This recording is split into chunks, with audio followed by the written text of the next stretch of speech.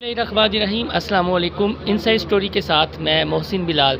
जो हस्ती मेरे साथ मौजूद हैं, अक्सर उनका ज़िक्र आपने ओरिया मकबूल जान साहब पाकिस्तान के बहुत बड़े दानिश्वर हैं और जो उनका तज़िया होता है वो पूरी दुनिया सुनती है, ख़ास तौर पर इस खित्ते के हवाले से जो उनका तज़िया होता है। लेकिन वो भी एक शख्सियत के फ़ैन हैं और मेरे साथ मौजूद हैं मौलाना ज़ाहिदुर राशिदी साहब। अस्सलाम वालेकुम सर। वालेकुम अस्सलाम व रहमतुल्लाह। सर, एक आपकी प्रेडिक्शन के हवाले से और दूसरा हमारे इस खित्ते में जब से ये कश्मीर का इशू हुआ है, ग़ज़वतुल हिंद की बात की जाती है, आपका उस पर क्या मौक़िफ़ है? ग़ज़वतुल हिंद के बारे में रिवायात मौजूद हैं। उसके मुख्तलिफ़ मराहिल तो गुज़र चुके हैं। ग़ज़वतुल हिंद के मुख्तलिफ़ मराहिल हम 1000 साल पहले भी लड़े हैं, लेकिन एक आखिरी मरहला बाकी है। उसके असबाब मुहैया हो रहे हैं, लेकिन वो कब होता है ये अल्लाह पाक को यही मालूम है। वक्त उसका तकमल उसकी तैयारी हो रही है और वो असबाब उसके फराहम हो रहे हैं। एक ग़ज़वा या आखिरी फ़ाइनल होना है, यूँ समझ लीजिए कि फ़ाइनल राउंड अभी बाकी है। इंशाअल्लाह जब भी होगा अल्लाह तबारक व तआला इस खित्ते को थोड़ा सा ये काली पगड़ियों वालों का थोड़ा सा झंडा माना, वो खुरासान उस ज़माने में देखना पड़ेगा ना, उस ज़माने में खुरासान किसे कहते थे। खुरासान का जो दायरा है ये मावराउन नहर का ये सारा उस तनाज़ुर में देखना पड़ेगा। लेकिन रिवायात मौजूद हैं, पेशन गोइयाँ मौजूद हैं। उसकी तत्बीक और इतलाक़ जो है ना, ये अपने अपने ज़ौक़ के मुताबिक हर ज़माने में उस दौर के मबलग़ इल्म के मुताबिक हुआ है।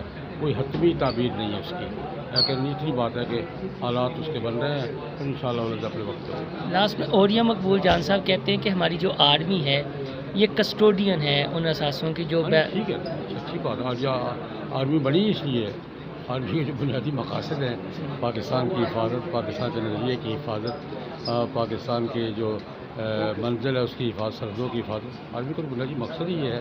उसका वो भी हिस्सा है, वो जो अब वक्त आएगा तो वो आर्मी का रोल। तो क्यों तनकीद क्यों एक टोला करता है पाकिस्तान में, बहाना तलाश? आर्मी पर तनकीद तो मेरे ख्याल में कोई भी मुहिब वतन नहीं करेगा, लेकिन आर्मी पर इदारे के तौर अफराद अगर गलती किसी भी तबके में करते हैं तो उन पर तनकीद होगी। किसी भी तबके का कोई फ़र्द अगर नज़र आएगा कि वो कौमी मफाद नहीं है तो तनकीद तो उस पर होगी। अफराद पर तनकीद, इदारे पर तनकीद नहीं है। आर्मी हमारा मुहतरम इदारा है, हमारा मुहाफ़िज़ है, हमारा मौसल है। वैसे इदारे उसका एहतराम हमारा कौमी फ़र्ज़ है। हाँ, किसी फ़र्द पर अगर होती है तो वो फ़र्द पे समझिए। सिर्फ लास्ट में एक आपकी जो जमपाल है या आबाई शहर है वो गखर मंडी है, बहुत कम लोग जानते हैं गखर मंडी कहाँ है। गुजरांवाला और गुजरात और वज़ीर आर्मी चीफ जो हमारे सिपा सलार हैं उनका भी ताल्लुक़ उससे है। एक ख्वाब का बड़ा तज़किरा हुआ था, तो अगर आप अपनी ज़ुबान से वो सुना है अभी बराह रास्त, ख्वाब वाले किसी बराह रास्त आदमी से नहीं सुना, इधर उधर से मैंने सुना है। लेकिन जब कोई बराह रास्त मुझे कुछ सुनाएगा तो फिर तबसरा करूँगा। ओरिया साहब ने आपका जिक्र किया था, वो ख्वाब का जिक्र नहीं, वो आर्मी चीफ साहब पर एक इल्ज़ाम लगा था, मैंने उसकी तहरीर की थी। जी, वो ख्वाब की बात थी, वो बेदारी की बात है। जी बिल्कुल, मैं उससे हाँ जी, आपने एक स्टैंड लिया था और कौम को बताया था हकीकत के कि वो ये कि उनको कहा गया कादियानी है, तो मैंने कहा नहीं कादियानी नहीं है। वो मैं जानता हूँ कि फैमिली को जानता हूँ। 65 की जंग में गखड़ में जो पहले नौजवान शहीद हुए सफदर बाजवा मेरे दोस्त थे, इनके चचा थे।